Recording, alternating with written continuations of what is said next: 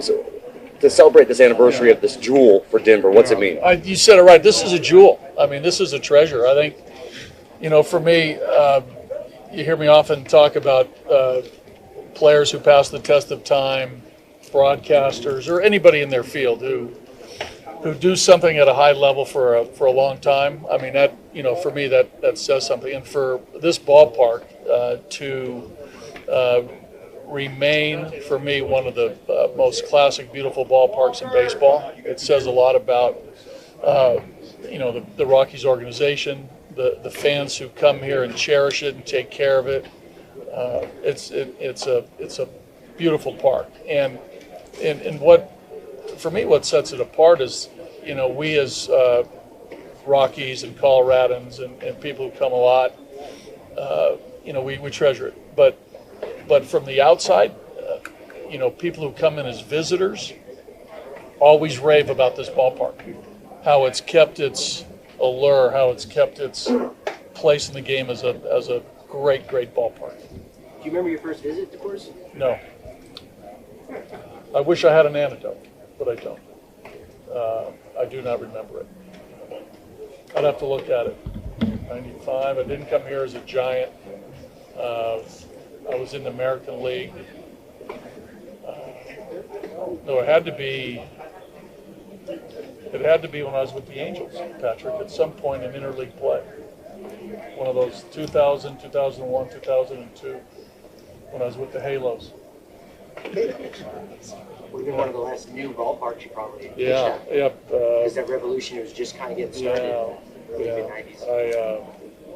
I can't remember the first time I came here. Did it have a Blake Street bomber? The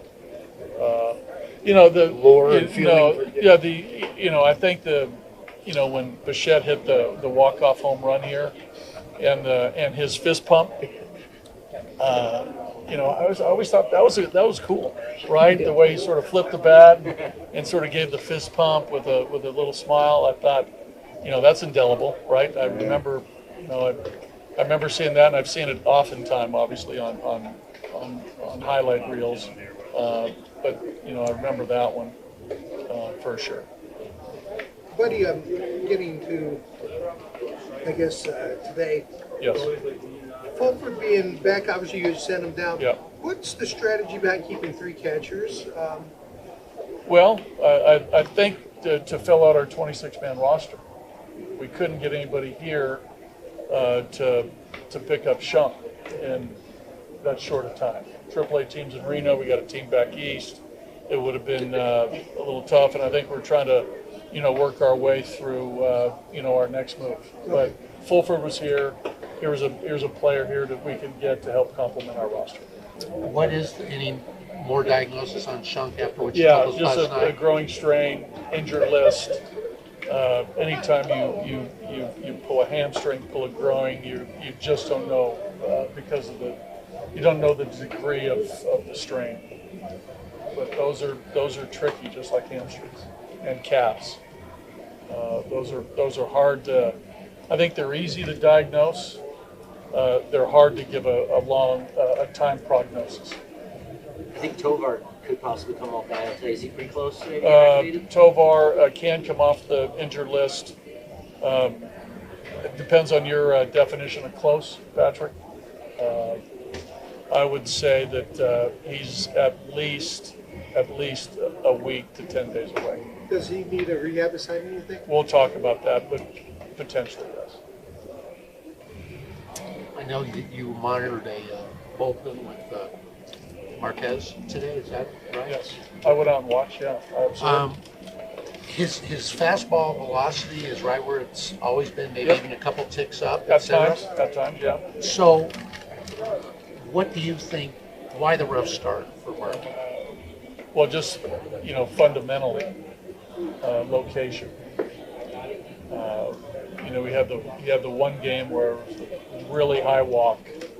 The game in Kansas City was missing intended targets, basically on the wrong side of the plate. Tried to go away, threw the ball in.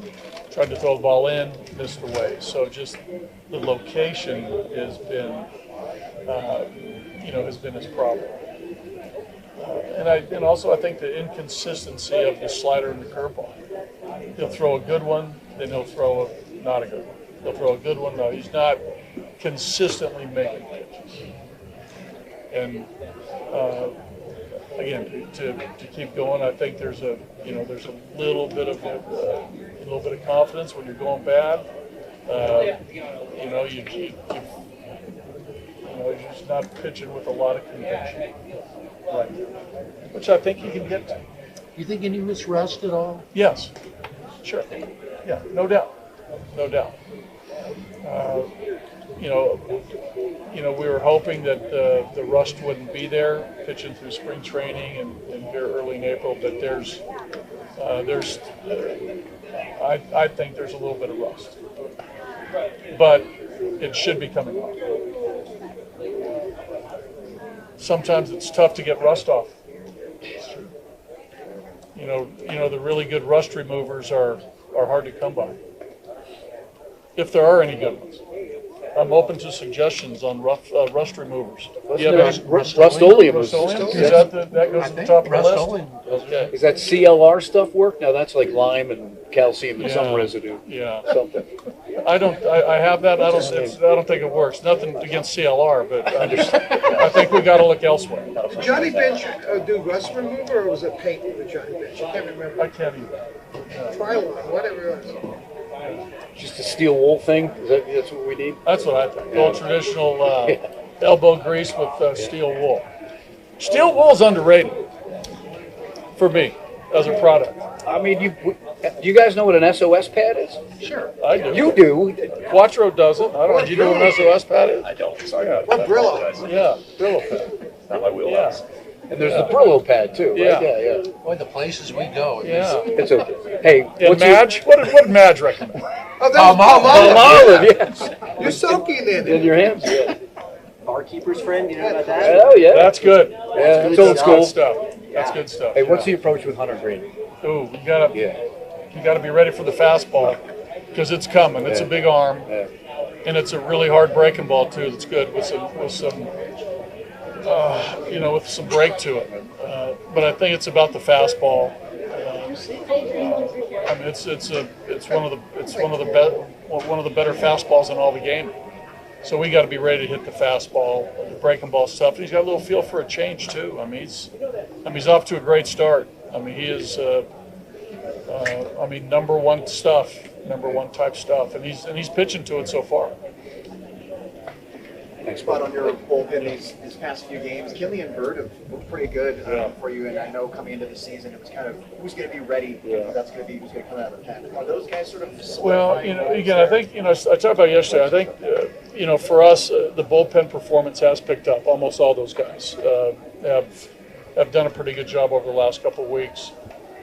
Ideally, as we move forward, I'd like to get some more solidified roles in the bullpen where guys really know what part of the game they're pitching in.